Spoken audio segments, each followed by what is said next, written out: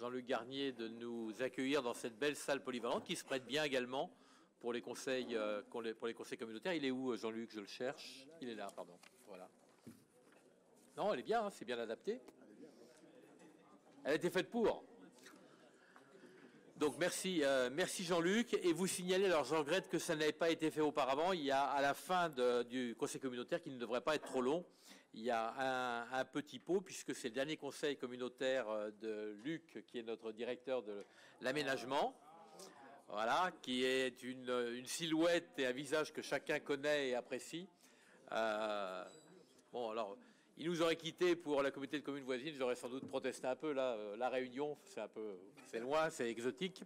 Mais voilà, donc on a un petit pot. Il y a un pot à la fin de la réunion. Alors pour ceux qui n'ont pas dîné, ben voilà, vous pourrez croquer un morceau ici et boire un verre. Non, parce qu'on est un certain nombre à avoir travaillé tout l'après-midi, et ne pas avoir dîné. Hein, je le sais. Voilà.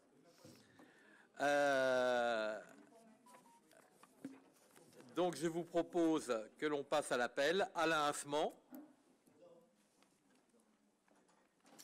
Didier Beaujouan, Marie-Louise Besson est absente et elle a donné pouvoir à M. Vibaud, que j'ai vu arriver. Alain Bisson, Philippe Blavette, Nadia Blin, Alexandre Bouillon, Jean-Louis Boulanger a donné pouvoir à M. Naïmi. François Caligny de la Haye, il est là. Thierry Cambon, je l'ai vu également. Julien Champin, je ne l'ai pas vu. Christophe Cliquet, il est là. Olivier Collin a donné pouvoir à Olivier Homol. Colette Krief. Denise Davout a donné pouvoir à Xavier Madeleine, comme quoi tout s'arrange.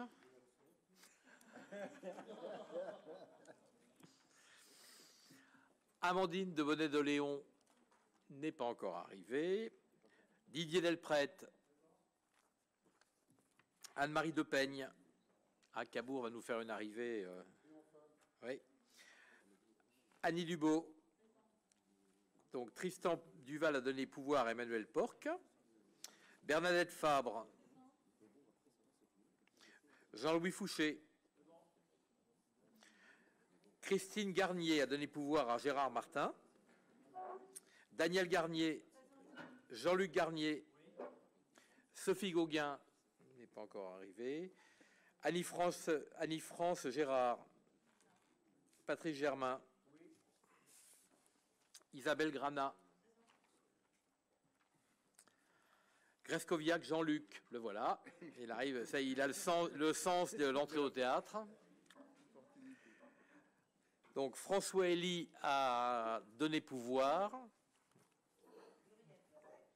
Alors attendez, je reprends. Très bien. Olivier Homol. Roland Journet.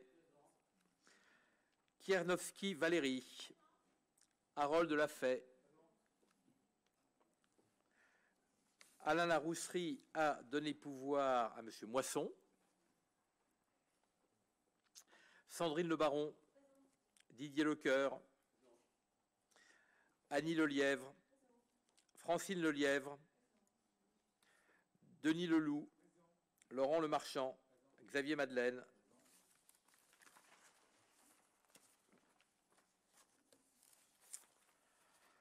Lionel Maillard, Serge Marie a donné pouvoir à Johan Morlot, qui est là. Il est là, Johan? Il est là, parfaitement. Gérard Martin, Marie-Laure Mathieu, elle est là. Denis Moisson, il est là, pardon, oui, il a eu un pouvoir même. Yves Moreau, Jean-François Morel est là également. Jackie Morin, je l'ai vu. Johan Morlot, nous venons d'en parler. Stéphane Moulin, pardon, oui, je te cherche toujours là-bas. Ah, pas encore. Pas changé de... Les couteaux commencent à être affûtés, hein.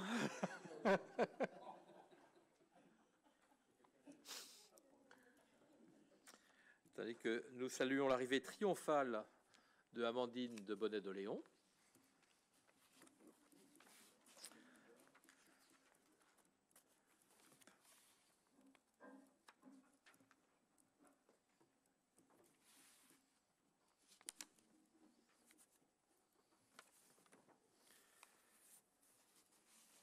Pierre Mouraret, Présent.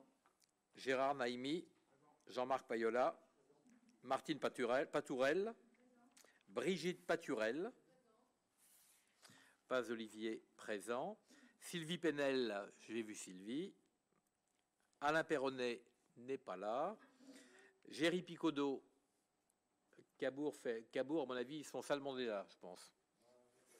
Oui, je pense. Hein. Non, mais j'ai des doutes. Ils sont en train de errer d'endives. À la recherche de la communauté de communes. Ah, bon, j'ai été mauvais langue, c'est pas la peine de leur répéter. Emmanuel Porc, Patrick Thibout, François Vanier et Gilles Walter devraient arriver incessamment. Très bien. On vous fait passer la feuille de présence de manière à ce que je ne sais pas qui l'a, mais que vous puissiez la signer.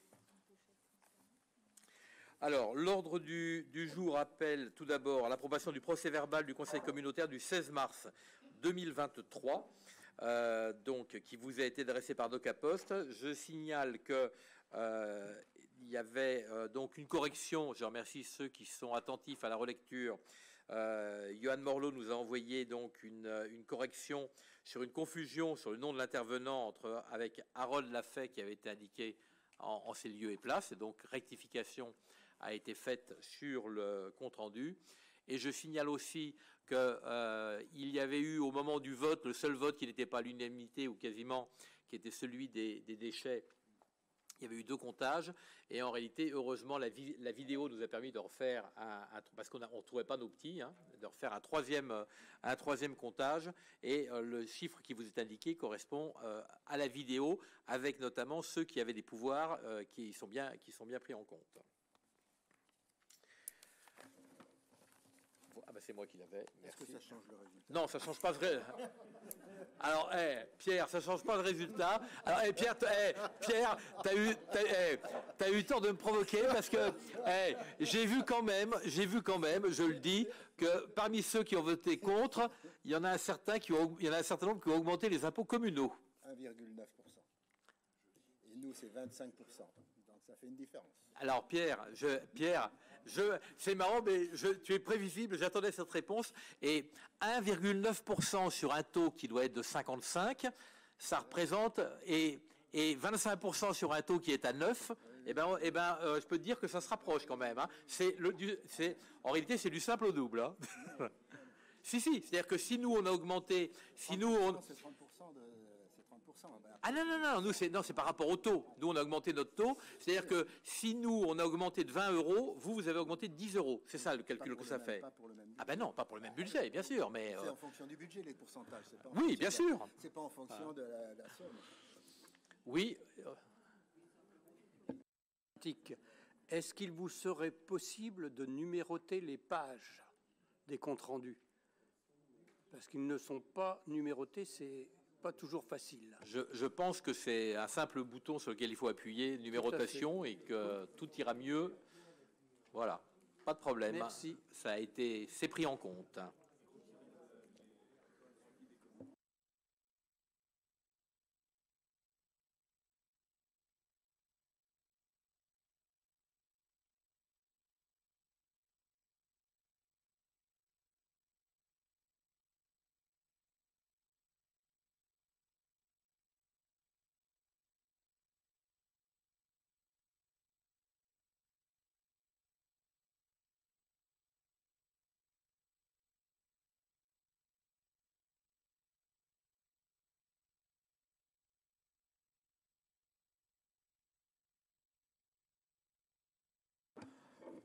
En vertu de la délégation que vous avez bien voulu me consentir le 9 décembre 2021. Alors, je vous indique que sur les documents qui vous ont été donnés, il y a une faute de frappe, et notamment la première décision qui est sur la réorganisation de la collecte des déchets. Le chiffre n'est pas de 39 825 €, mais de 29 825 €. Il y a une faute de frappe que je vous invite à corriger. Donc, première décision. Deuxième décision Non, après ça, on passe. C'est la même, donc il n'y a pas. Donc c'est la seule décision que j'avais, ce qui est marqué des décisions. Je vérifie, mais je pense. Oui. Alors, on passe au projet de délibération concernant le compte administratif 2022. Normalement, c'était Tristan qui devait le présenter, puisqu'il s'agit de tourisme. Donc, nous nous sommes réunis, le conseil d'administration de l'EPIC, Office de tourisme, s'est réuni il y a de cela une quinzaine de jours. Comme vous le savez, nous avons une double certification des comptes, puisque nous avons le comptable public qui est présent comme il s'agit de fonds publics, mais comme il s'agit également d'une comptabilité sous une forme commerciale, il y a également un expert comptable qui est là. Et l'important, bien entendu, c'est qu'à un moment donné, les documents se trouvent en concordance, ce qui a été le cas. Voilà, on va arriver à être au complet. Cabourg est au complet. Et donc, je vous demande, donc, cela vous a été adressé, et donc je vous demande d'approuver le comité, enfin ce qui a été le compte administratif 2022 tel qu'il a été arrêté, puisque c'est le conseil d'administration qui l'arrête avant qu'il soit présenté à votre approbation, et d'approuver le budget primitif 2023 tel qu'il a été préparé par le même conseil d'administration. Ces deux documents, compte administratif 2022, budget primitif 2023, ont été adoptés à l'unanimité. Et vous savez qu'il y a une majorité de membres qui dépendent qui sont des élus de la communauté de communes, et que le reste est formé de professionnels locaux. Oui.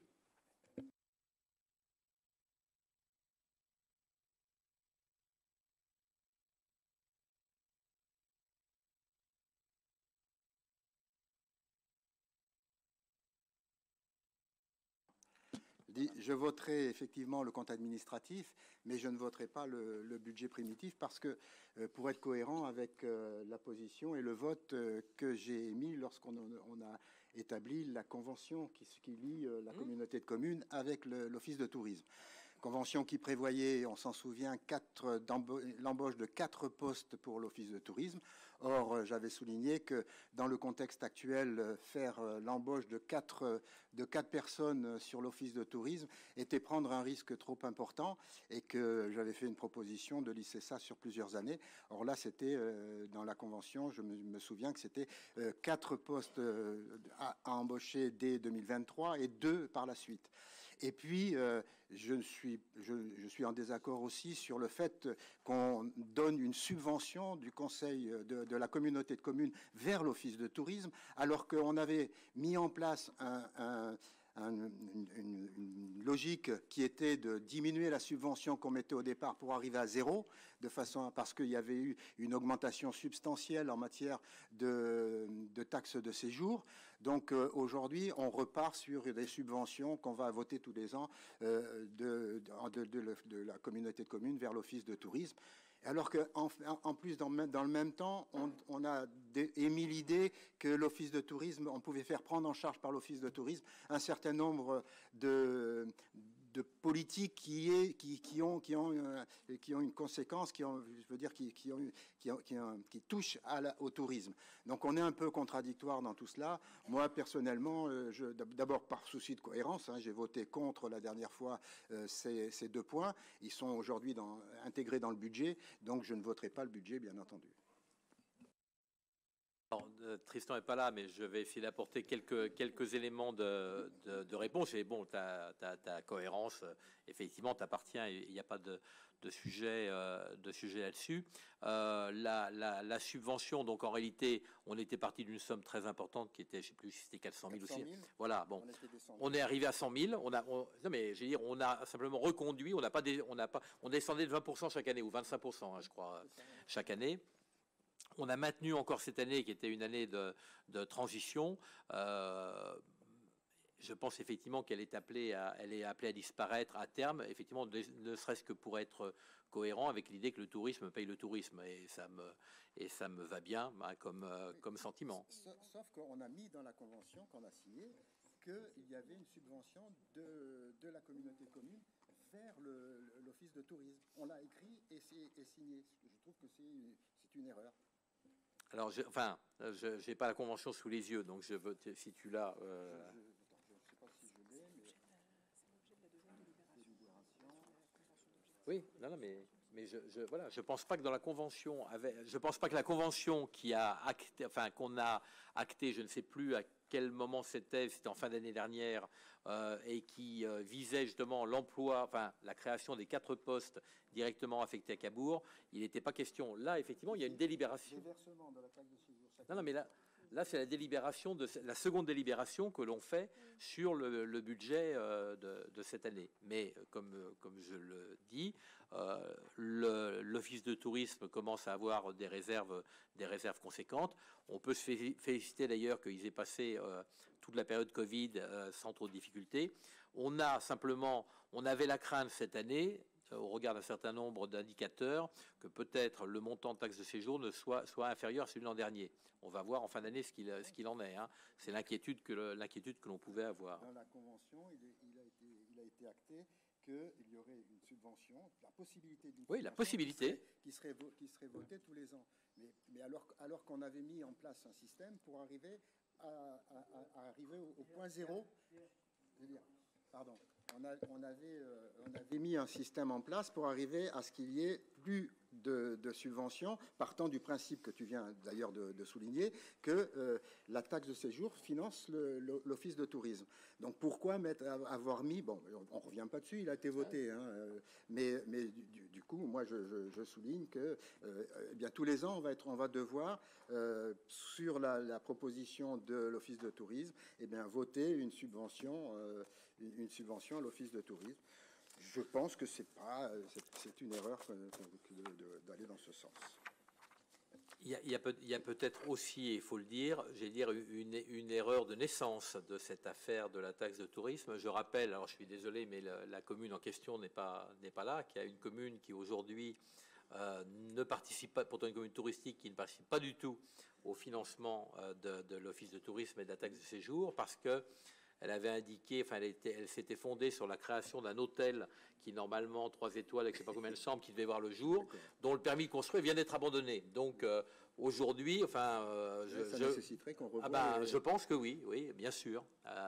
Mais simplement, comme ça ne peut être fait qu'avec l'accord de la collectivité, puisque nous ne sommes pas dans un cadre, j'allais dire, de compétences et tout, tant que la collectivité en question ne veut pas, eh ben, on est bloqué. Mais j'allais dire... aujourd'hui, cette collectivité bénéficie de tous les services et ne débourse pas 1 euro. On lui rembourse parfois plus que ce qu'elle rapporte. Voilà. Bon. Oui, Monsieur le Président, oui. S'il vous plaît. J'avais espéré que ces 1 000 euros correspondaient... 100 000 euros correspondaient à ce que l'on devait verser à l'office de tourisme pour les ordures ménagères.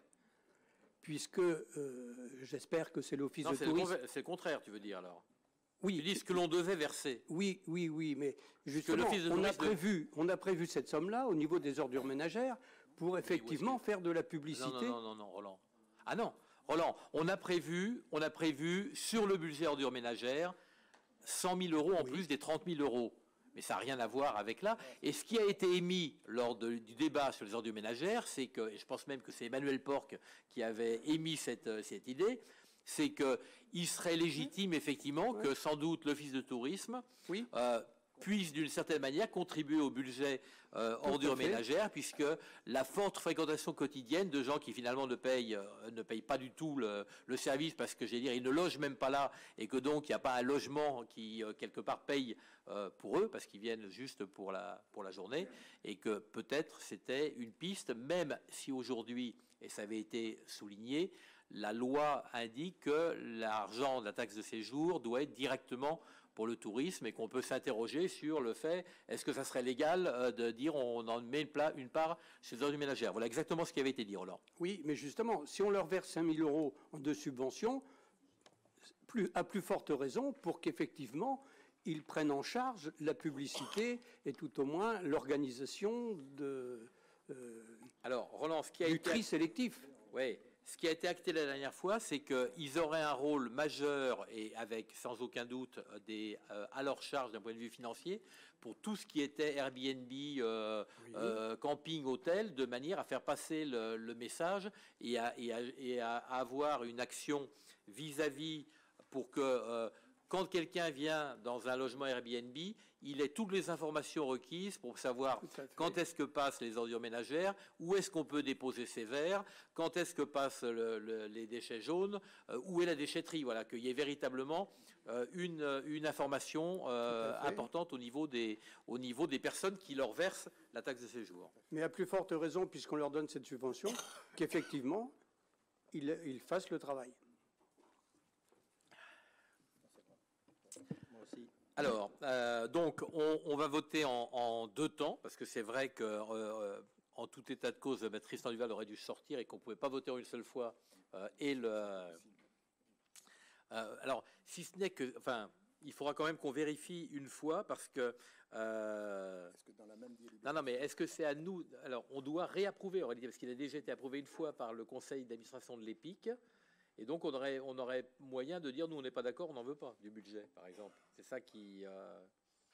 Non, mais c'est simplement la question de l'autonomie de l'EPIC dans sa décision. Et je ne suis pas sûr, est-ce qu'on doit l'approuver ou est-ce qu'on doit prendre acte Je crois que c'est plutôt ça, moi. Hein. On prend acte, à mon avis, oui. Non ?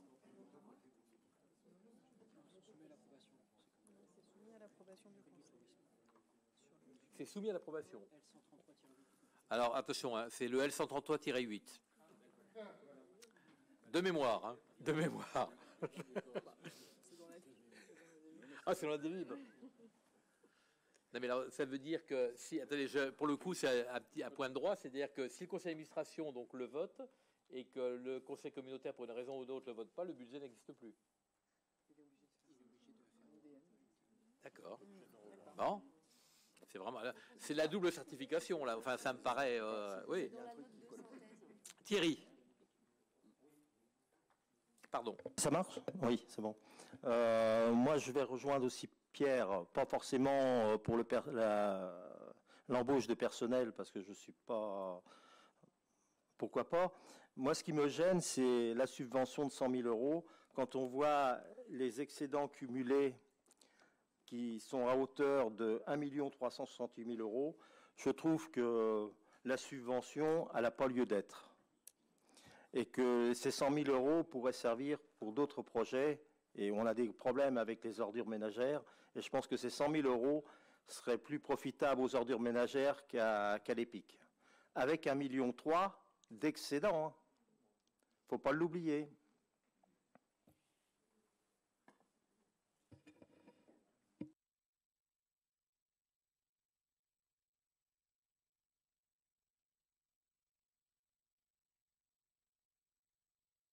Alors, je cherche des solutions pour éviter qu'ils aient besoin de refaire un... Non, mais ben oui, pour éviter qu'ils aient besoin de refaire un budget. Donc, moi, ce que je proposerais, pour ceux qui n'ont pas de problème de cohérence par rapport à un vote antérieur, c'est que le cas échéant, on vote le budget et qu'on vote pas la subvention. C'est-à-dire que s'ils ont les 100 000 en moins, ils vont quand même, je vais dire, ça va pas empêcher, tout va fonctionner normalement. Mais est-ce qu'ils l'ont intégré dans leur budget? Oui, mais enfin, quand tu as 1,3 million de l'avance... Oui, c'est pas grand-chose, t'as raison. Ouais. Deux délibs séparés, non? Oui, c'est deux délibs séparés, donc ça nous permet le cas échéant. Et alors, pour ne rien vous cacher, il faut être honnête jusqu'au bout. Olivier Homolle m'avait soufflé cette idée dans l'oreille, je le dis quand même, en me disant, c'est vrai, bon, alors on avait laissé un peu, j'allais dire, en stand-by, en disant, on va voir l'an prochain. Oui, Olivier? Vous me donner, ouais. Oui, tout à fait. Et je pense effectivement qu'en tout état de cause, on était au bout et que ça devait être la dernière année. On aurait pu le supprimer cette année parce que leurs résultats sont très bons. Bon, on pouvait aussi le laisser perdurer encore une année. Hein. Mais voilà. Mais en tout cas, c'est le maximum. Mais je suis... Voilà. En tout cas, je pense qu'administrativement, si on ne vote pas le budget tel qu'il est là, effectivement, il faut qu'on refasse un comité de direction de l'EPIC dans la foulée juste derrière, avec un budget de 100 000 euros de moins. Voilà.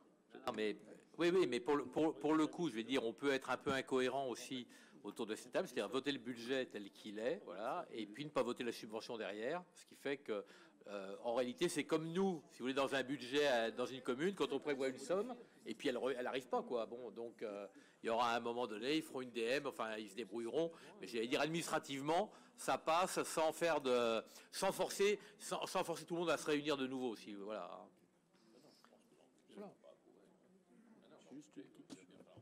Non. Non. Christophe. Mais non, tu adoptes un budget dans lequel tu as prévu 100 000 € de subvention. Il y a aussi des articles et des chapitres. Mais la subvention. À un moment donné, ils vont faire une DM où ils vont constater que ça n'arrive pas. Ouais.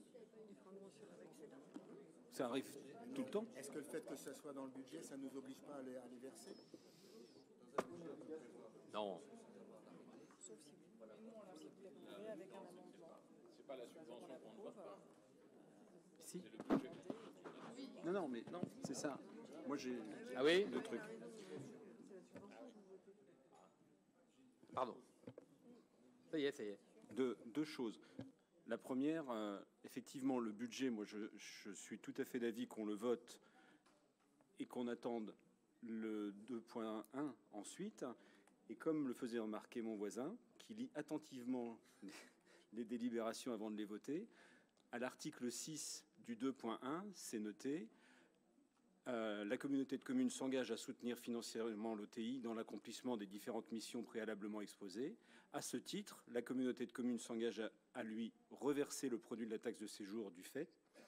Et en dessous, c'est écrit verser une subvention de fonctionnement si nécessaire. Et donc, on peut très bien voter le budget, dire débrouillez-vous après avec les subventions que vous avez et que vous n'avez pas. Et ensuite dire on ne vote pas la subvention parce qu'on considère qu'elle n'est pas nécessaire cette année.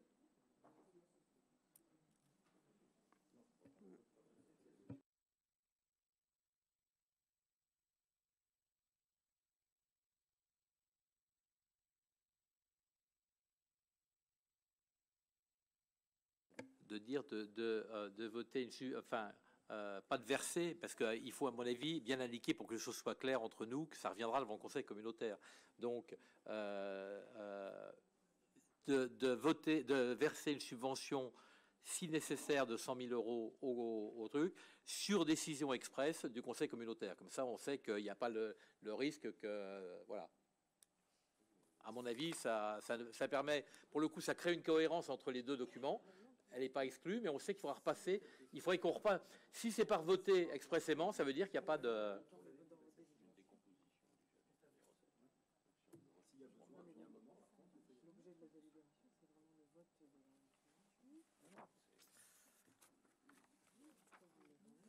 Bon, attendez, on va essayer. Il faut qu'on arrive à avancer, parce qu'autrement, si on est bloqué sur la première, on a...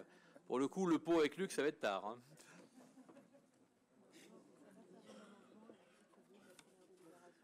Moi, j'aime bien quand on refait les délibérations en cours de conseil. Vous le savez que c'est...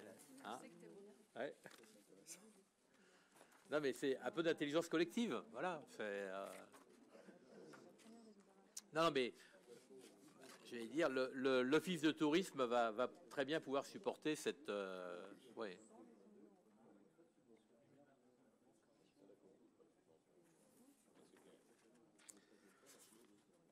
Non, mais le jury, je sais que ça vous chiffonne. Et donc la deuxième délibération et du coup la deuxième délibération la vote pas. Et la deuxième délibération on la vote pas. On n'a plus de convention qui indique Ok, très bien. Oui, déjà parce que attendez, ou alors on peut reporter ça au... Non. Bon, alors on vote le compte administratif pour commencer. Voilà. Tristan Duval n'est pas là, donc il n'est pas sorti, il n'a pas besoin de sortir. Je pense que j'ai pas besoin de sortir non plus, non. Non, c'est pas le constat administratif du budget, donc c'est bon, tu peux rester. Non mais attendez, moi j'ai un vrai problème. Est-ce que c'est simplement, si c'est le compte administratif, normalement, celui qui est l'ordonnateur, il sort, hein, c'est le principe. Bah oui, mais non, mais c'est pas vraiment le compte administratif, hein, c'est pour ça que... Donc c'est pas... On n'est pas l'entité qui... D'accord. Bon. Alors, on approuve on parle du compte administratif 2022 et simplement on a pris connaissance du fait que le conseil d'administration de l'EPIC l'avait adopté et nous qui sommes financeurs, enfin qui avons transféré à l'EPIC l'ensemble de la taxe de séjour, on approuve cette approbation. Ça vous va comme voilà. Non mais je m'excuse du pléonasme, mais j'ai rien trouvé de mieux. Alors est-ce qu'il y a des votes contre? Des abstentions? Donc voilà, on est d'accord sur la manière dont ça s'est passé. On passe maintenant au budget primitif. Et donc... Là, vous pouvez proposer un amendement à l'article 2 qui consiste à approuver le budget sans la subvention de 100 000 €. Auquel cas... Mais la question, c'est est-ce que ça les force, eux, à refaire une réunion et à remettre tout le... Oui, mais ça ne nous reforce pas, par contre, à repasser en conseil. Alors, nous adoptons... Non, mais je veux dire, c'est compliqué parce qu'il y a aussi... Là, mais je veux dire, il y a une cohérence avec tous ceux qui ont voté à l'EPIC et qui vont voter le contraire aujourd'hui. Donc c'est...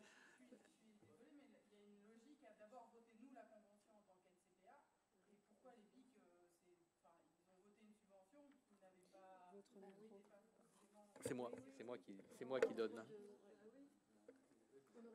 On aurait dû voter, nous, la convention la dernière fois ou maintenant, et eux approuvent ensuite, constatent qu'on leur donne ou non la convention et font de leur budget là-dessus. C'est dans la logique. Donc nous, on peut voter qu'on ne donne pas la subvention et eux revoient leur budget. Mais... alors, mon sentiment, parce que j'aime bien que les choses soient simples, je pense qu'on n'est pas tenu par le temps pour, s'agissant du budget primitif, le compte administratif, on sait qu'il y a des données. Ça peut attendre, à mon avis, le prochain. Oui. C'est pas le 14 ? Non.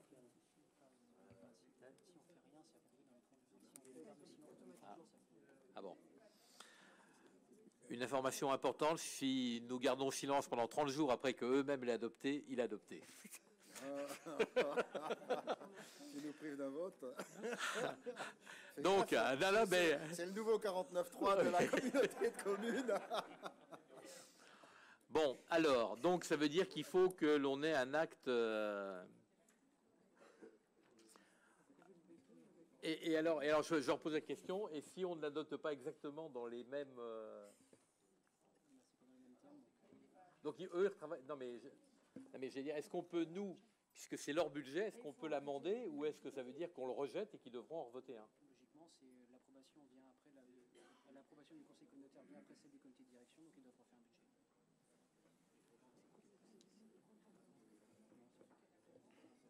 Ils ne sont pas hors la loi, donc ils l'ont adopté. Ils l'ont adopté, mais non, que ça soit un budget modifié. Pardon? Non mais attends, parle, vas-y. Ça y est. Non, je crois que le choix il n'est que binaire. C'est pas possibilité d'amender, c'est approbation ou rejet. Hein. C'est comme ça qu'il faut l'interpréter. Sauf à tout recommencer au niveau de l'office de tourisme. Moi, je pense que quand même, ce qui est dommage dans ce budget primitif, c'est que l'OT est inclus des subventions qui n'étaient pas allouées, en fin de compte. C'est ça qui nous gêne aujourd'hui. Et je crois quand on fait un budget primitif, les recettes, on marque des recettes qui sont réelles, en fin de compte. Et là, c'était pas réel, parce que la preuve, c'est qu'il y a une contestation.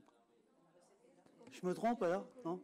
Alors, elles ont été prévues dans le budget. C'est pas tout à fait ça. C'est-à-dire que en réalité, oui, on l'a voté avec le budget. En réalité, quand l'an dernier nous avons approuvé pour un certain nombre d'entre nous la création des 4 emplois, en réalité, les 100 000 euros, ça correspondait. On avait fait le calcul que ça correspondait à peu près aux 4 emplois.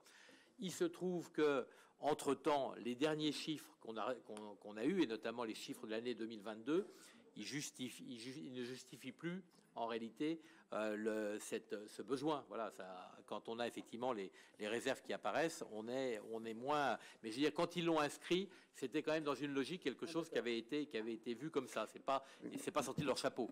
Oui, Olivier, juste une question. Les 100 000 euros, ils ont bien été inscrits au budget primitif de NCPA et donc votés avec le budget. Donc, dans un souci... Ah bah si, Stéphane, s'ils l'ont été, il faut être cohérent, si on l'a voté. Non, oui, non, je ne sais pas. Ils n'ont pas été.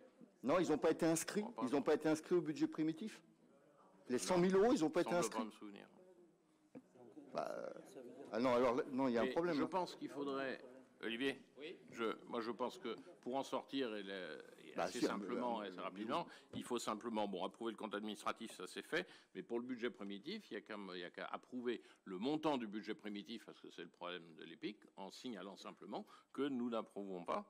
En revanche, en tant que conseil communautaire, nous n'approuvons pas la subvention de 100 000 euros. Et puis derrière, on refera une réunion EPIC rapidement pour dire où est-ce qu'on prend les 100 000 euros ailleurs, dans une recette.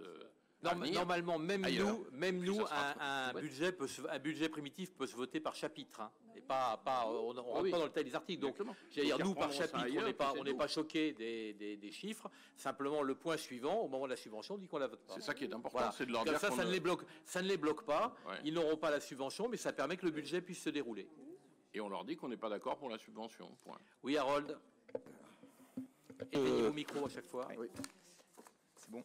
Oui, tu disais que les 100 000 euros, ça correspondait à 4 personnes supplémentaires. Mais là, quand je regarde le document, je vois le prévisionnel pour 2023, on passe quand même de 1 138 000 à 1 405 000. Donc là, on a quand même plus de 300 000 euros de plus. Enfin, 270 000 de plus en charge de personnel.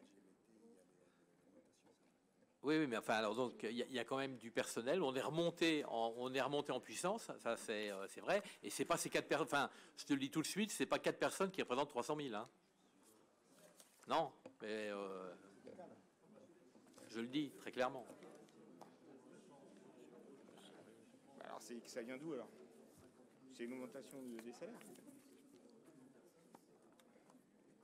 Non, mais c'est des postes qui valent plutôt 35-40 000 euros par personne. C'est ça. Oui. 40. Oui. Non, mais Harold, 4 postes, c'est 160 000 chargés. Oui, mais il y a encore 100 000 d'écart. Ah ben oui, mais il y a du personnel qui a été embauché par ailleurs. Enfin, dans la vie de l'office, naturellement, les choses évoluent.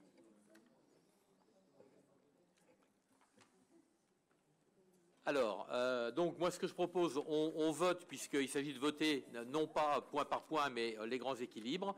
On vote pour ceux qui n'ont pas de problème de cohérence par rapport à des votes précédents, on vote le budget primitif et on ne votera pas la subvention.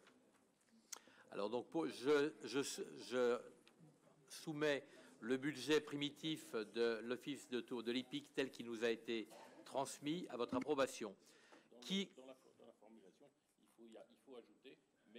Non, parce que tu touches pas au budget et simplement tu votes pas la subvention derrière.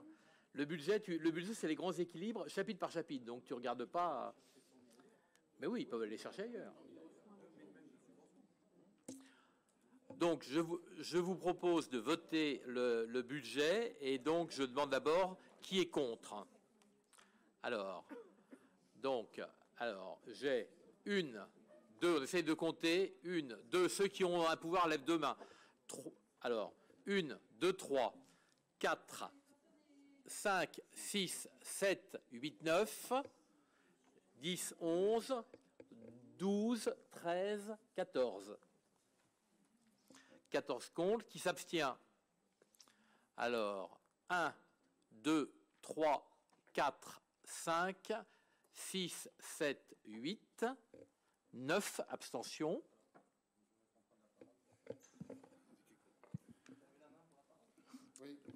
Oui. Donc, non, mais j'ai un pouvoir de Denise Davout. Donc, elle m'a pas donné de consigne de vote, donc je vais m'abstenir. Et puis, personnellement, donc, vu l'absence du président de l'Office de tourisme qui aurait pu répondre en grande partie à nos questionnements, donc je voterai contre le budget.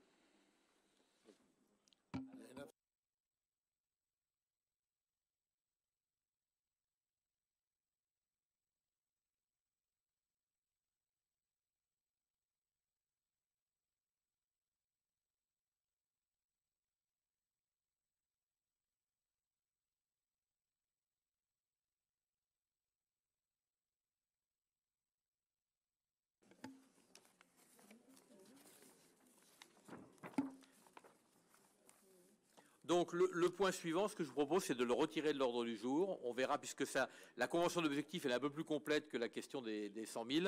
On la revoit tranquillement et on ramène ça au prochain conseil communautaire. Point numéro 3, modification du règlement intérieur des aires non permanentes de grand passage. Pardon ? Oui, tu as fait voter les deux en même temps, là ? Non.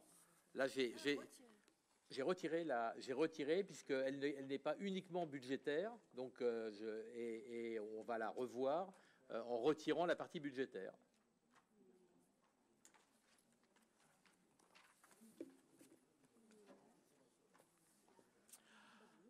Point.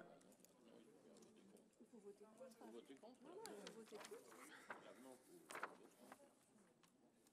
Non, sinon il n'y a aucune délibération. On vote contre l'avenant.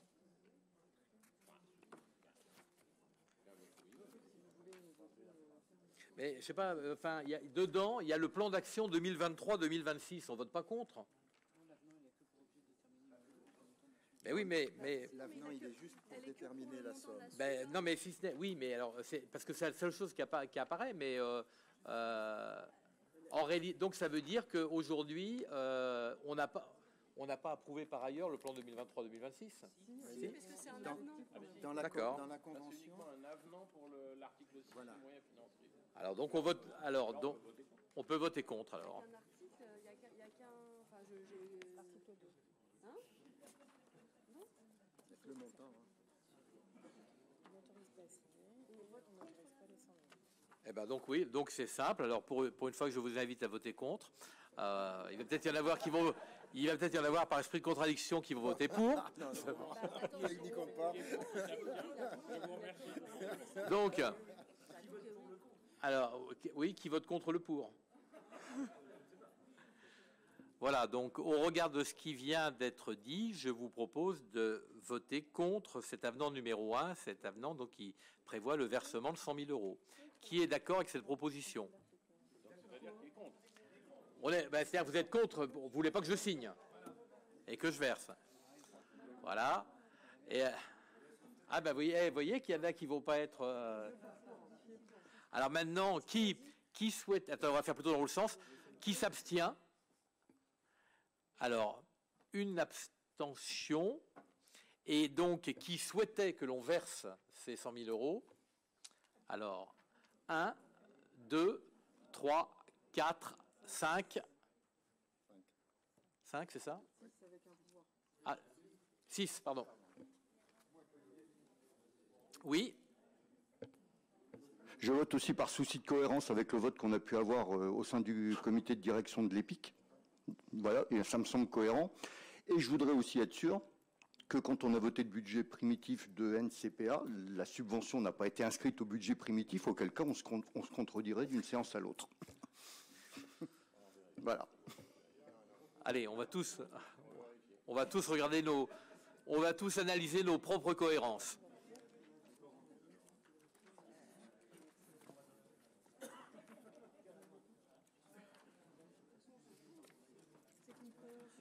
Alors, point suivant, la modification du règlement intérieur des aires non permanentes de grand passage et de groupes familiaux. Donc, cette modification est une modification qui est actée sur l'ensemble du département, par l'ensemble des comités de communes détenant des aires, de manière à ce que tout le monde ait les mêmes règles.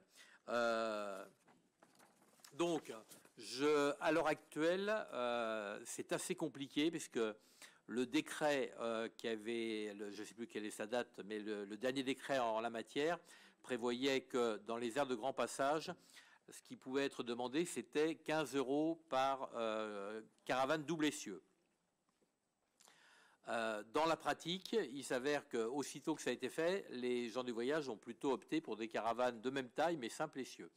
Et ben oui, non, mais j'allais dire que nous avions demandé 7,50 € et que là, ça avait été, pour avoir été plusieurs fois, et Valérie, qui est venue avec moi aussi, le sait, c'est-à-dire que vous arrivez vous arrivez pour faire la comptabilité, pour compter le nombre de caravanes.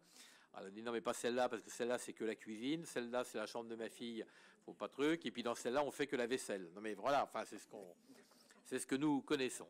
Donc on a décidé de se mettre tous autour de la table avec, j'allais dire, la bénédiction, l'accord et la garantie de la préfecture que c'est ce qui ferait appliquer. Et là je suis dans l'attente de ce qui viendra parce que j'ai quand même quelques doutes sur au moins un point.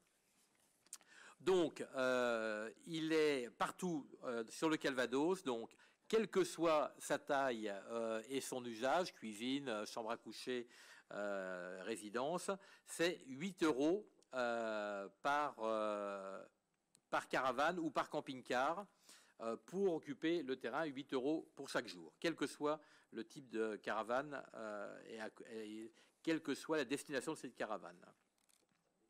Cette somme compense à la fois l'utilisation du terrain, les fluides eau, électricité et l'utilisation de l'air de dépotage ainsi que le ramassage des ordures ménagères. J'ai signalé d'ailleurs, on l'a fait remonter et on donnera les chiffres au préfet, c'est que nous subissons aussi, nous collectivités, l'augmentation et des frais d'ordures ménagères et des frais d'électricité, et qu'à un moment donné, il faut aussi que tout ça se retrouve dans les tarifs. Et pour l'an prochain, je pense qu'il faudra revoir ça en prenant ces nouveaux éléments. De préciser que toute période de 7 jours commencée sera facturée jusqu'à son terme. C'est-à-dire qu'on ne veut plus ceux qui disent « oui, mais moi je suis arrivé samedi, mais je repars mardi parce que mon cousin m'attend à Nancy. » Donc on est rentré sur l'air, on paye pour 7 jours, point à la ligne. Et là, le moment de bravoure sur lequel je suis assez dubitatif, de fixer pour l'aire de grand passage de Varaville le montant du dépôt de garantie à 1 000 € pour couvrir les éventuelles dégradations ou l'allongement relatif aux durées d'occupation non contractualisées des voyageurs. Il ne parle pas s'il faut qu'ils soient arrivés avant, je ne sais pas si c'est l'attente. Nous verrons. Je n'en ai jamais vu en 34 ans. D'approuver les conventions d'occupation précaires intégrant les règlements intérieurs dont l'instrument tome est annexé à la présente délibération et d'autoriser le président à signer une convention avec chaque représentant des gens du voyage ainsi que les avenants ultérieurs et toutes pièces relatives au bon déroulement de la convention. Voilà, donc c'est le règlement qui est proposé sur l'ensemble des aires du département. Alors ça a au moins le mérite, c'est que tout le monde parle le même langage et on ne peut pas nous dire, comme on l'a entendu l'an dernier, oui, mais un tel, ils ne font pas payer ça, ou un tel, ils ne font pas payer ça. Tout le monde paye ça. J'ai plus les chiffres, mais je les avais demandé à Fabien. De mémoire, les coûts d'électricité représentent à peu près le double de ce qu'on a, rien que l'électricité, le double de ce qu'on a encaissé l'an dernier. Voilà, hein, pour quand même qu'on ait une idée de la modicité de la somme demandée au regard des dépenses que ça occasionne par ailleurs.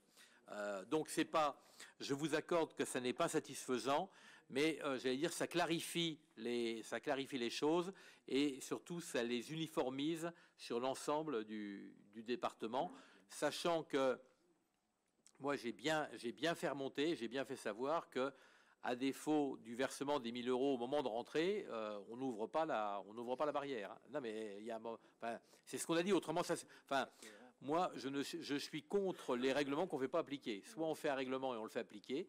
Et vous me connaissez pour savoir que le samedi, le dimanche, je viens sur place et je m'en occupe vraiment. Hein. Mais voilà, je n'écris pas ça pour. À partir du moment où ça a été écrit, moi j'ai bien prévenu. Et Valérie, c'est en effet l'interprète. J'ai bien prévenu la préfecture. Si c'est les règles du jeu. Et mon collègue de Cœur de Nacre est sur la même longueur d'onde. C'est les règles du jeu, elles ont été fixées par la préfecture. Nous, on les applique strictement. Voilà. Ok. Est-ce qu'il y a des questions ou des remarques? Oui. Question sur les gens du voyage, puisqu'ils sont sur Varaville. Et dans le texte, je vois que c'est marqué que l'aire de grand passage est située sur la commune de Varaville, le long de la R513, sur le terrain cadastré B17. B17, j'ai regardé sur le cadastre, c'est bien l'aire de grand passage qui est fermée avec une barrière. Et B120. B120, c'est la grande prairie qui est devant, qui a été occupée l'année dernière. Et de toute façon, vous ne pouvez pas leur faire payer puisque c'est des arrivées sauvages. Hein, on est obligé. Et donc, moi, ça m'ennuie un petit peu.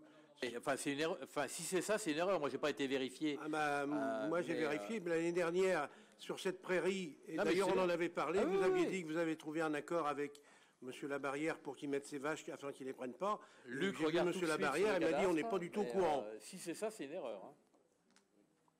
Parce que cette parcelle, la B120 ne s'appelle plus la B120 d'ailleurs maintenant. Elle a été changée de truc, c'est pour ça peut-être qu'il y a une erreur. Ah bon? Mais il n'est pas question de Ah mettre ben, des si elle gens du s'appelle plus la voyage. B120, c'est pas la B120 alors. Oui, mais elle s'appelait B120 au moment du... Non mais alors attends, est-ce que c'était pas la B120 qui formait une partie qui a été divisée? Non. La B120, elle est devant, c'est celle où les gens du voyage sont arrivés. Oui, oui, mais tu me dis que c'est plus la B120. Sur le cadastre, elle s'appelle plus comme ça, mais on a repris les anciens cadastres. Elle s'appelle bien la B120. Donc il faudrait rectifier ça parce qu'on n'est pas du tout d'accord pour avoir le Varaville envahi de 500 caravanes. Vous avez, Luc, non?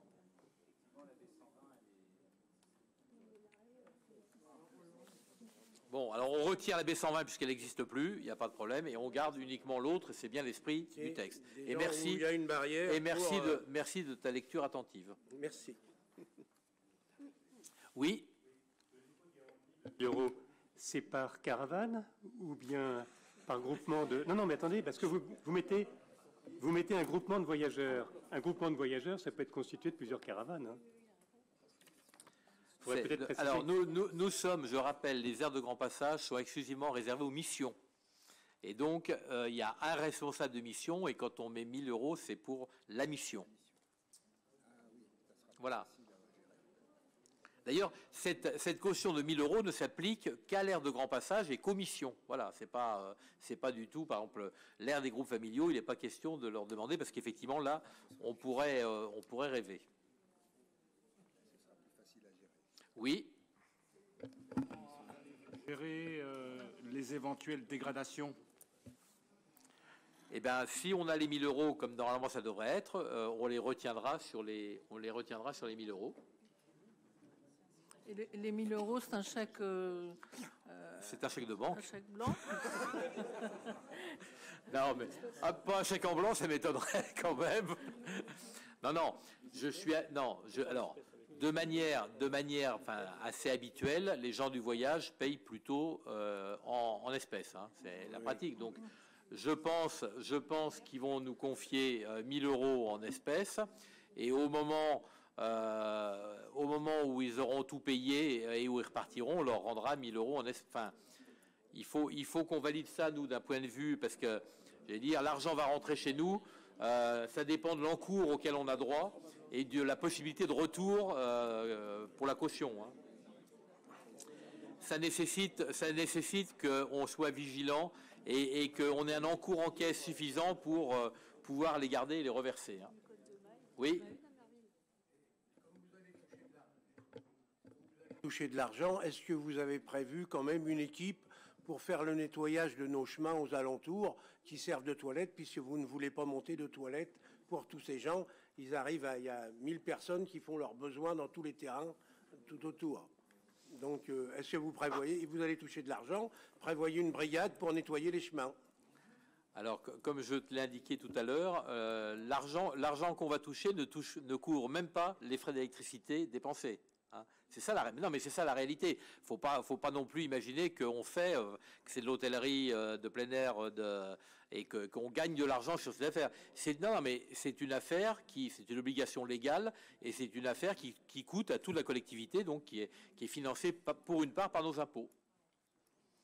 Ceci étant, on est quand même assez vigilant sur le fait qu'ils ont obligation, normalement, en fin de séjour, de nettoyer, de ramasser et de laisser les lieux à peu près propres.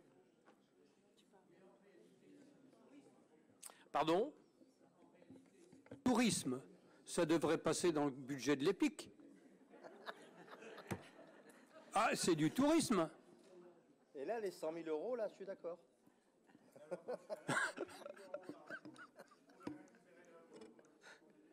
Mais là où tu as raison, c'est que ce sont les seuls sur notre territoire qui sont exemptés de taxes de séjour. du tout. En plus. Ouais. Mais c'est quand même du tourisme. Bon. Allez, est-ce qu'il y a d'autres, il n'y a pas d'autres questions?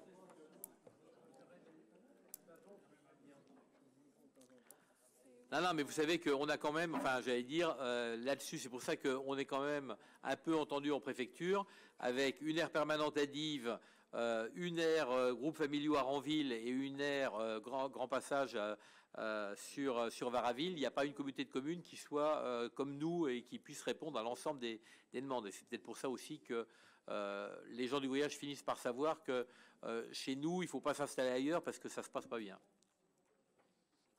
Pas d'autres questions. Donc, je vous demande d'approuver cette modification du règlement intérieur. Qui est contre? Qui s'abstient? Unanimité. Merci.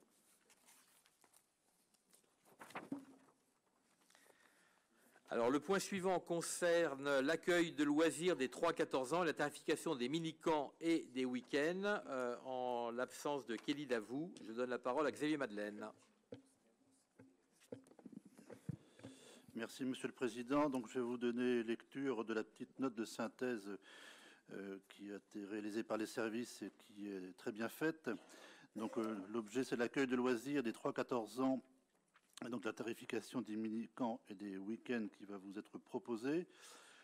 Tous les ans, les accueils collectifs de mineurs proposent des mini-camps l'été, afin que les enfants et les jeunes puissent découvrir des lieux différents, sortir du contexte familial et apprendre la vie collective, en renforçant les notions d'autonomie, en participant à toutes les tâches quotidiennes et en s'investissant pleinement dans la construction du séjour.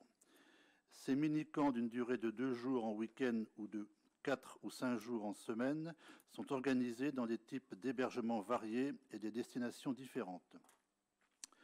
Le nombre d'enfants peut s'élever à 24 par séjour. Ils sont destinés aux enfants des accueils de loisirs et des accueils de jeunes. Les tarifs sont révisés en fonction des projets et de manière annuelle.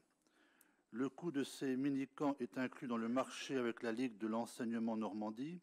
La communauté de communes fixe les participations familiales en accord avec la Ligue. Celles-ci sont versées directement par les familles à la Ligue de l'enseignement de Normandie. Alors, les mini-camps et week-ends proposés sont les suivants. Le week-end au Futuroscope les 10 et 11 juin pour les jeunes de 10 à 14 ans. 20 places maximum. Les accueils jeunes proposent un week-end de 2 jours les 10 et 11 juin avec comme destination le Futuroscope, l'objectif étant de proposer un week-end accessible à tous. Les mini-camps de l'accueil de loisirs, 24 places maximum. Donc ils vont réunir des enfants des 3 accueils de loisirs d'Ozulé, Merville-Franceville et Amfreville.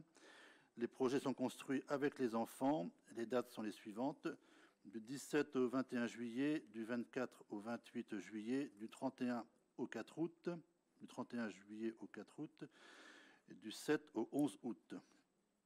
Les mini-camps pour le local jeune, 16 jeunes au maximum. Donc le mini-camp est proposé du 17 au 21 juillet pour les adolescents fréquentant les locaux jeunes de Merville-Franceville et de Dozulé, et il est proposé un séjour à Thury-Harcourt. Les mini-camps à l'espace public numérique dans le cadre des projets de la Convention territoriale globale, la CTG, sensibilisation aux réseaux sociaux et jeux vidéo, 16 jeunes au maximum. Suite au groupe de travail dans le cadre de la CTG sur la thématique des jeunes, le thème des jeux vidéo est apparu comme sujet à aborder en mini-camp, proposant de la pratique, mais aussi et surtout de la prévention auprès du public de 11 à 14 ans, donc public collégien, ainsi qu'une table ronde auprès des parents en fin de séjour. Ce mini-camp sera proposé du 10 au 13 juillet pour les collégiens.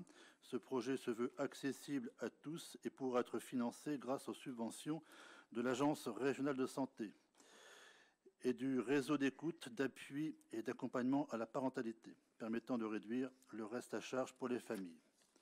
Donc, je vais vous donner lecture des tarifs qui vous sont proposés, objet de la délibération. Alors, concernant le week-end du 10 au 11 juin 2023, donc 4 strates de quotient familial donc, a été établi. Donc de 0 à 620 donc pour les les jeunes issus de notre communauté de communes, donc 86 €, hors NCPA 98,90 €. Pour la strate de 621 à 1200, 94 € et 108,10 €. 1201 à 1500, 102 €, 117,30 €. 1501 et plus, 110 € et 126 €. Concernant les mini-camps, donc 5 jours, alors toujours sur les mêmes strates de caution familiale, de 0 à 620, 135 € pour les habitants, les jeunes de NCPA, et 155,25 € hors communauté de communes. 621 à 1200, 143 €, 164,45 €. 1201 à 1500, 151 € et 173,65 €. 1501 et plus, 159 € et 182,25 €. Concernant le mini-camp 5 jours proposé pour le local jeune, alors de quotient de 0 à 620, donc 145 €, et hors communauté, 165,75 €. 621 à 1200, 153 € et 175,95 €. 1201 et 1500, 161 € et 185,15 €. 1501 et plus, 169 € et 194,35 €. Et concernant le mini-camp 4 jours proposé par l'établissement public numérique, l'EPN, donc le quotient de 0 à 620, donc les 76 € pour les jeunes issus de notre communauté et 87,40 € hors NCPA. De 621 à 1200, 84 € et 96,60 €. 1201 à 1500, 92 € et 105,80 €. Et enfin, de 1501 et plus, 100 € et 115 €. Voilà, donc sur ces bases-là, je ne vais pas vous faire la lecture exhaustive de la délibération avec tous les considérants, à moins que vous le souhaitiez, mais vous l'aviez. Non ? Donc, je pense que ça va aller. Ça va aller, oui, Monsieur le merci. Président. Donc on va pouvoir mettre au vote. Voilà, donc je soumets, alors c'est toujours un peu long et fastidieux, mais je soumets ces tarifs alors, à votre vote, sauf s'il y a une question préalable. Donc, oui. Juste une question mathématique. Quel est le quotient ou quel est le mode de calcul entre NCPA hors NCPA?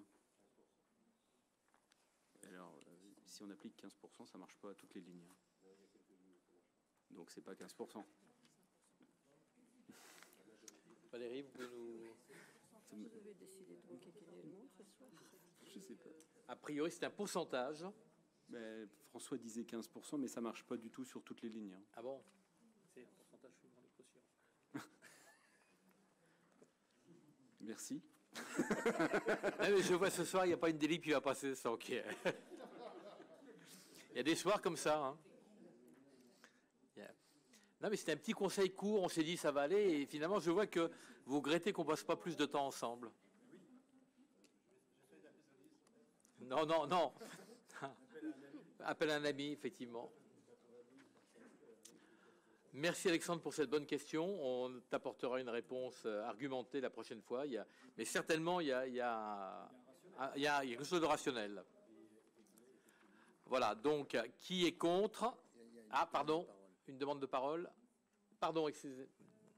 Quoi, entre le deuxième et le troisième tableau, il y a 5 jours et il y a une différence de prix.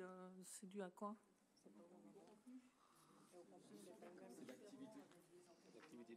D'accord.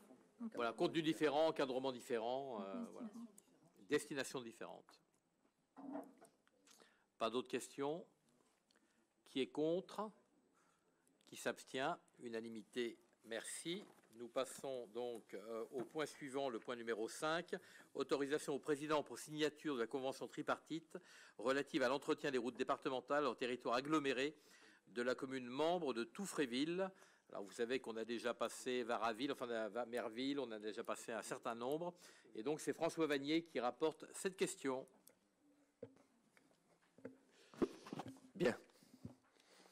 C'est pas très long, puisqu'on a déjà voté cette convention pour Varaville, Merville-Franceville, Escoville, je crois. Et là, c'est autour de Touffréville. On va mettre un moment à faire le tour des 39 communes, en fait. Et donc, comme la communauté de communes, c'est dans le cadre de la compétence de la communauté de communes qui a compétence politique du logement et du cadre de vie intégrant la création, la gestion, le balisage, la promotion des chemins de randonnée et des pistes cyclables d'intérêt communautaire. Cette convention fera que l'Intercom sera en charge de l'entretien des voies cyclables d'intérêt communautaire et ça sera le seul point concernant l'entretien pour la communauté de communes, le reste revenant au département et à la commune. Alors dans le reste, c'est la même chose que sur les délibérations précédentes et c'est une convention tripartite entre le département, la communauté de communes et la commune de Touffréville. Ça concerne sur la D227 un morceau de 615 mètres qui va du point routier 2 plus 358 au point routier 2 plus 973. Ça représente 615 mètres. J'ai vérifié, j'ai fait la soustraction, je suis tombé exactement sur ce qui est indiqué dans la délibération. Merci, monsieur le professeur des écoles retraités. Ah, mais de rien. Voilà, donc je vous invite à me donner cette autorisation. Il n'y a pas de questions. Annie-France, rien à signaler? Ça te paraît conforme? Bon.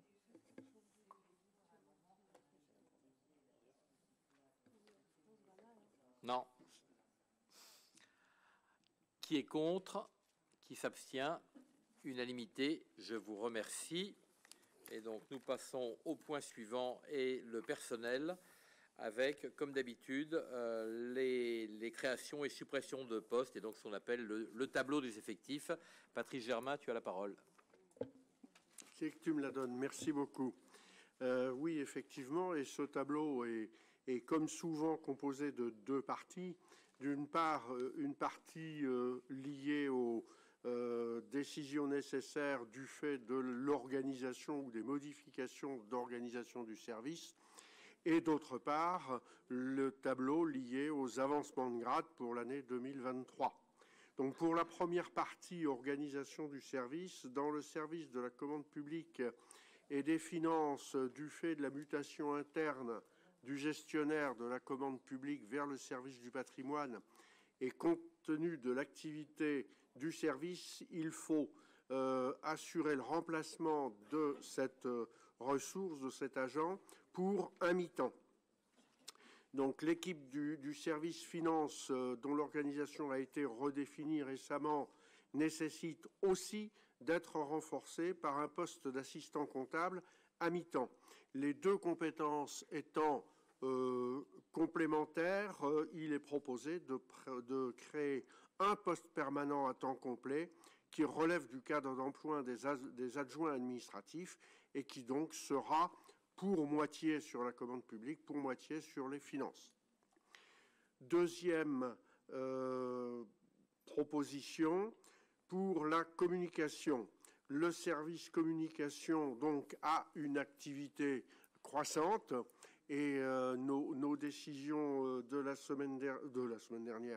la réunion dernière le confirment. Il est proposé donc de faire évoluer l'effectif de ce service en faisant évoluer l'actuel chargé de communication vers le poste de responsable communication et de recruter en soutien un assistant communication en CDD pour 1 an pour accroissement d'activité. Et donc, au bout d'1 an, on verra. Troisième élément, la maison France Service inaugurée à Merville-Franceville qui intègre pour 1,69 ETP 2 agents de la communauté de communes fonctionne très bien et les agents ont donc une activité croissante. Il est proposé d'augmenter le temps de l'adjoint administratif à temps non complet qui actuellement fait 24/35e de temps d'activité et de le créer sur la base de 30-35e. Donc en fait, on augmente, ça doit correspondre à une demi-journée de plus. Pour les services techniques, toujours dans l'organisation des services, du fait de plusieurs mouvements de personnel liés à des départs et d'évolutions au sein du service, il est proposé la création de 2 postes permanents à temps complet d'adjoint technique territorial. Sur la partie avancement de grade, en filière administrative, donc, il convient de passer un poste d'adjoint administratif principal de 2e classe en adjoint administratif principal de 1re classe. Alors donc, il faut supprimer le premier et créer le second. C'est systématiquement la manœuvre. Il faut supprimer donc 2 postes à temps complet de rédacteur principal de 2e classe et créer les 2 mêmes emplois permanents à temps complet de rédacteur principal de 1re classe et supprimer un emploi permanent à temps complet d'attaché territorial pour créer un emploi permanent à temps complet d'attaché territorial principal. Ceci pour la filière administrative et date d'effet 1er juillet 2023. Sur la filière technique, il convient de transformer un poste d'adjoint technique en poste d'adjoint technique principal de 2e classe, donc supprimer, créer, de transformer 2 emplois d'adjoint technique à temps non complet pour 19,1635e et 28,1835e en emploi permanent à temps non complet d'adjoint technique principal de 2e classe pour les mêmes quotités. Supprimer donc un temps complet d'adjoint technique principal de 2e classe et créer le poste d'adjoint technique principal de 1re classe. Supprimer un temps complet d'ingénieur territorial et créer un temps complet d'ingénieur territorial principal. Des dispositions au 1er juillet 2023 également. Toujours dans la filière technique, supprimer un poste d'adjoint technique principal de 2e classe à temps non complet, qui est pour 26,0435e, et créer donc le même poste à temps non complet d'adjoint technique principal de 1re classe, toujours pour 26,0435e. Disposition au 1er décembre 2023. Sur la filière animation, transformer un poste à temps complet d'animateur principal de 2e classe en un poste à temps complet d'animateur principal de 1re classe. Disposition au 1er juillet 2023. Les dates sont fonction effectivement des dates d'accès sur le nouveau poste qui ont été validées par ailleurs. Toutes ces propositions, que ce soit sur l'organisation des services ou bien entendu sur les avancements de grade, ont fait l'objet d'un avis favorable du CTG, ça s'appelle comme ça maintenant je crois. CST. Merci beaucoup. Y a-t-il des questions sur cette énumération traditionnelle? Oui, Francine. Oui, en ce qui concerne la maison France Service à Merville-Franceville, il n'est pas mentionné à partir de quelle date il y a une augmentation du temps de travail. Toutes ces dispositions sur l'organisation des services prendraient effet au 1er mai 2023. J'ai oublié de le dire, effectivement. Merci. De ce rappel. Voilà, juste signaler, puisque l'occasion m'en est donnée, que la maison, l'espace France Service de Merville a accueilli 1000 visiteurs par mois depuis qu'elle est ouverte. C'est-à-dire qu'en un an, elle a fait plus de 10 000 contacts au sein de l'espace France Service. Alors, Lionel, c'est toi qui demandes la parole. Oui. Dans toutes les créations de postes, là, je pense que le réseau chemin, c'est dans ces postes-là ou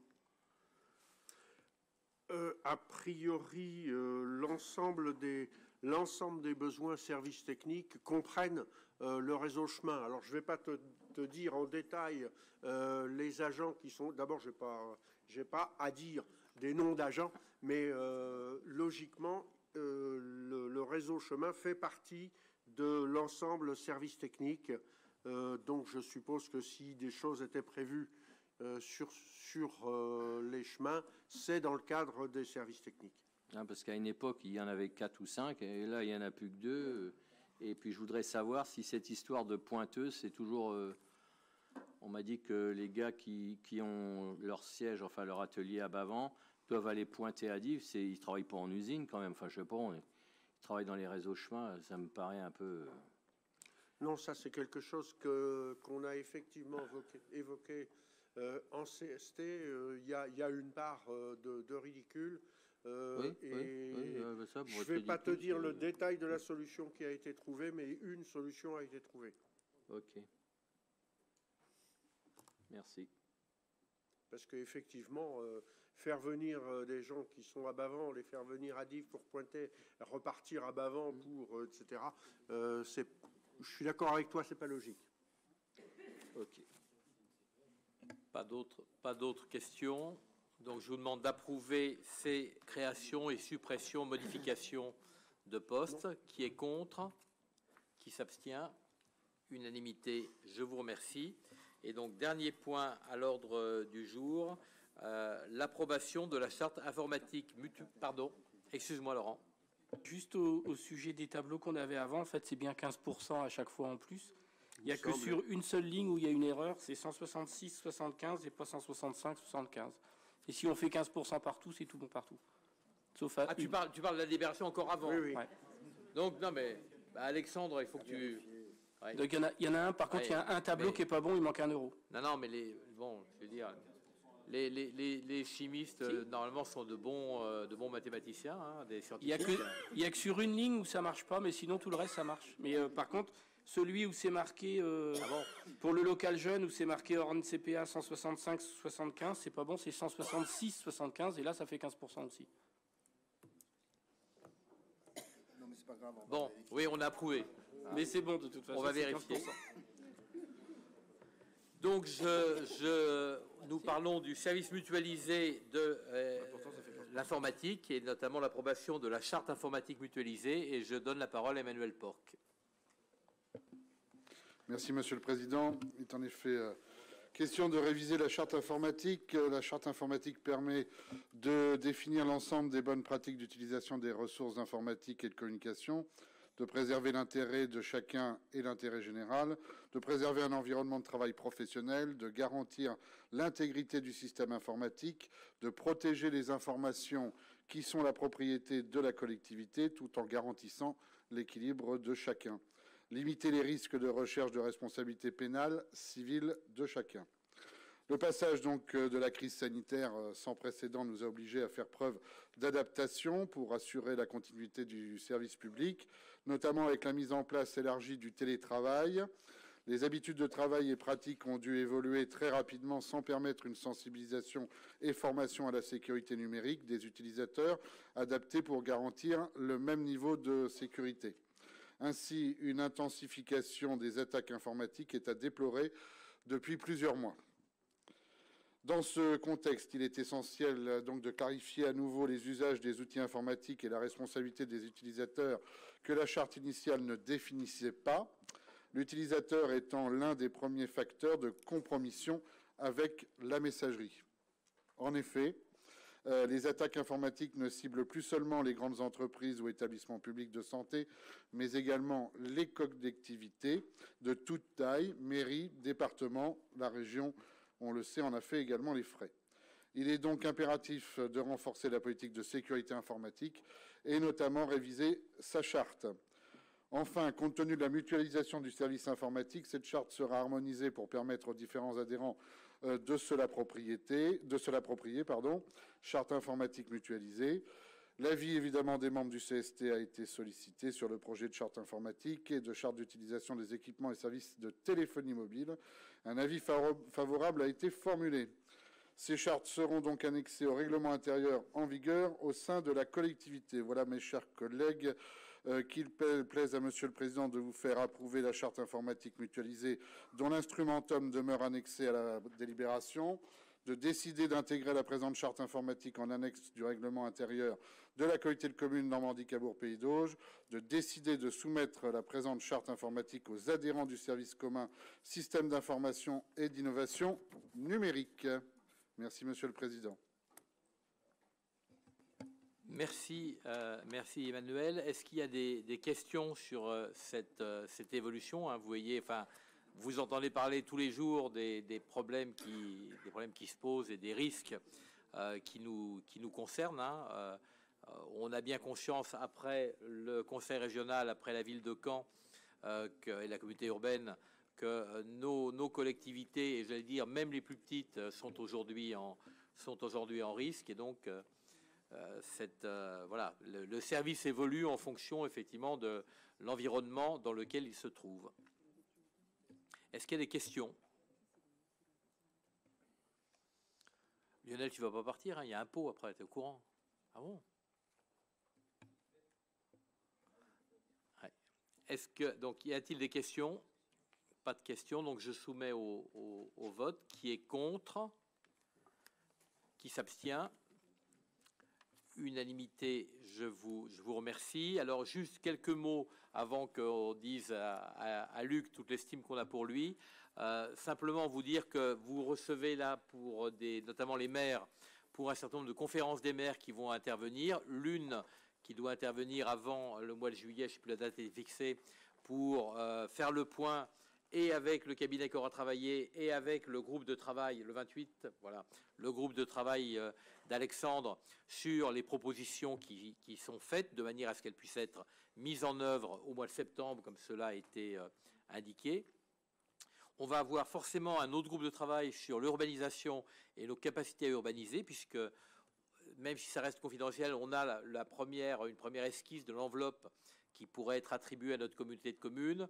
De cette enveloppe, de ce qu'il va falloir retirer. Dans le même temps, vous avez sans doute entendu parler que les sénateurs, pour l'instant, lors d'une proposition, ont proposé que les petites communes, je ne sais pas jusqu'à quel niveau, à quelle strate démographique ça s'arrête, mais puissent disposer jusqu'à 2030 chacune au moins d'1 hectare à urbaniser, à minima, quelle que soit la taille de la commune, quel que soit le nombre d'habitants de la commune. Pour l'instant, c'est simplement une proposition approuvée par le Sénat, mais qui n'est pas encore passée devant l'Assemblée nationale.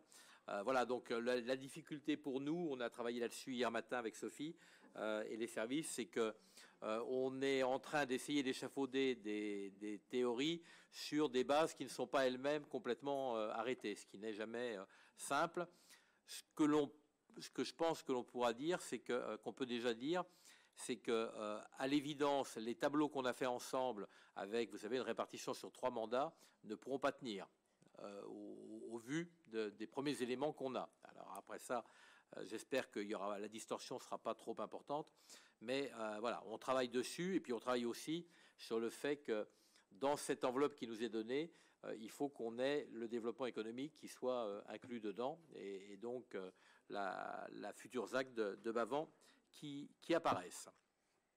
Voilà, donc maintenant un petit mot sur Luc. Luc nous vient de Savoie. Alors c'est un montagnard, hein. Il a tout du montagnard, solide mais un peu taiseux quand même. Il a en Savoie obtenu son diplôme d'ingénieur à Polytech Savoie, et il se spécialisait déjà dans des questions d'environnement. Et il ne les a pas perdus de vue, toute sa carrière a été marquée par ces questions de l'environnement. Il a pris rapidement ses fonctions, des fonctions managériales, sur un premier poste de responsable de l'urbanisme et de l'environnement. Donc en avril 2002, c'était il y a plus de 20 ans maintenant, hein, ça paraît loin.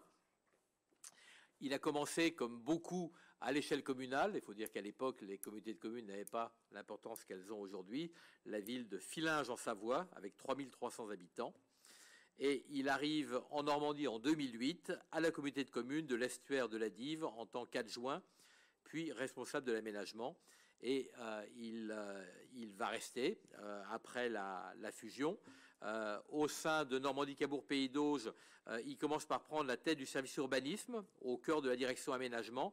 Et vous savez que ce service urbanisme a été la première vitrine de notre intercommunalité à laquelle nous avons été très nombreux à adhérer, que nous avons été les premiers, avant que ça devienne la norme, à numériser les demandes de permis de construire, et que notre service, quand on en parle au service de l'État et ailleurs, a toujours été considéré, ce service de l'urbanisme a toujours été considéré comme étant particulièrement performant, ayant des analyses très bien étayées des documents d'urbanisme qui nous sont fournis.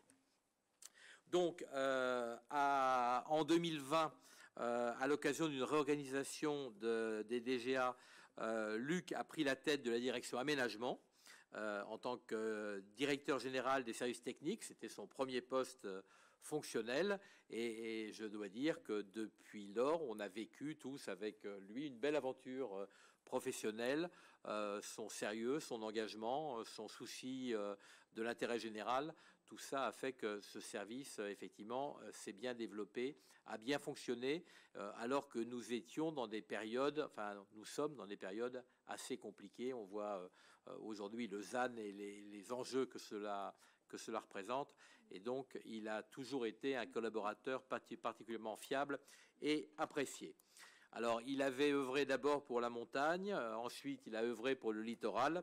Et ben, son choix s'est porté un peu sur la synthèse des deux. La Réunion, c'est à la fois littoral et c'est en même temps très montagneux. Alors, il part en intercommunalité, je ne sais pas comment elle s'appelle, l'intercommunalité. L'ACA Sud, voilà. Donc en tant que directeur général adjoint de l'aménagement, voilà. Et donc, je vais lui dire Coman il est, ce qui veut dire bienvenue à la Réunion. Voilà, félicitations.